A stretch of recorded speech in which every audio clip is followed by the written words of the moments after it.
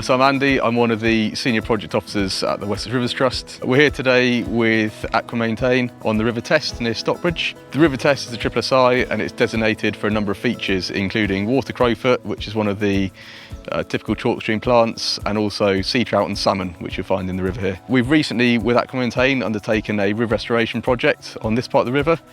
It links in with a much wider scheme where we're looking to deliver large-scale restorations on the middle test.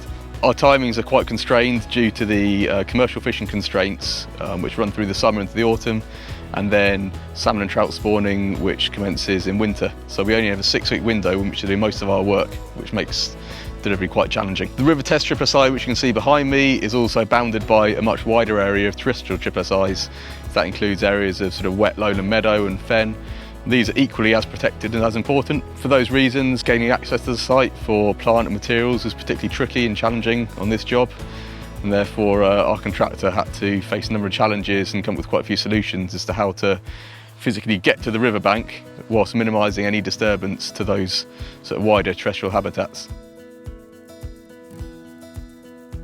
The issues that are facing this site, as with much of the River Test, are historic modifications, and they can be for ongoing management through commercial fishing, but also land drainage and other modifications such as milling and water meadows. The particular issue at this site is that it was significantly over wide, and that meant we had low velocities, and therefore the sort of bed sediment we've got, the clean gravel, was consolidated and smothered with a fine sediment, and that means that for species such as salmonids, so salmon and trout, they'll struggle to spawn there.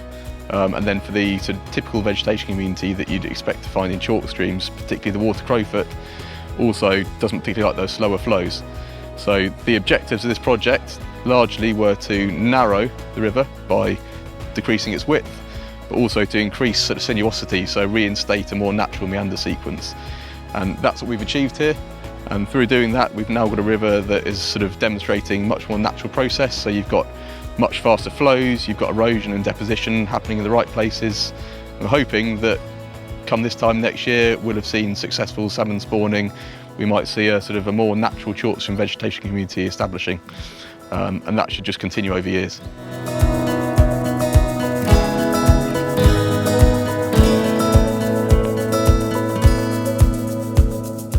So the objectives of the project here on the River Test at Fullerton were to install several large berms on the margins of the River Test to narrow the channel and speed up the velocity of water flowing through it. This meant we had to import a large volume of gravel to build the berms from.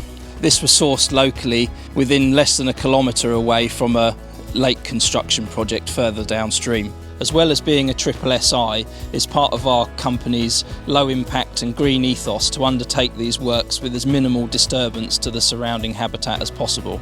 By minimising the impact during the works will allow the site to quickly recover using natural processes. So bringing in such a large volume of gravel wasn't without its own difficulties. It meant that we had to cross over a section of terrestrial triple SI in order to reach the river where we were working. As well as that, we had very limited access from the far bank, which meant we had to employ the use of a 45-tonne long-reach excavator with a 25-metre arm in order to reach from one bank to the other to install the gravels. When crossing the triple SI, we decided to lay down a temporary access track, which meant using timber bog mats to limit the damage done to the flora and fauna in the triple SI whilst crossing through and delivering materials from the compound area to the working site. Once the material was imported through the triple SI, we used the large long-reach excavator to position the gravel on the far side of the river in order to create the berm structures. We used over 1,600 tonnes of gravel in this project on both sides of the channel, creating a more sinuous flow path. The berms were then fronted with brushwood material and topped with over 200 tonnes of topsoil and vegetated with locally won plant materials. By introducing these type of river features, we've not only improved the river itself and the species that live within it, but also the wider ecology and habitat of the area in general. We've also encompassed the needs of the landowner, the client and the fishery itself. Overall, the Trust is really happy with the outcome of this project, as are the landowners and the local fishery.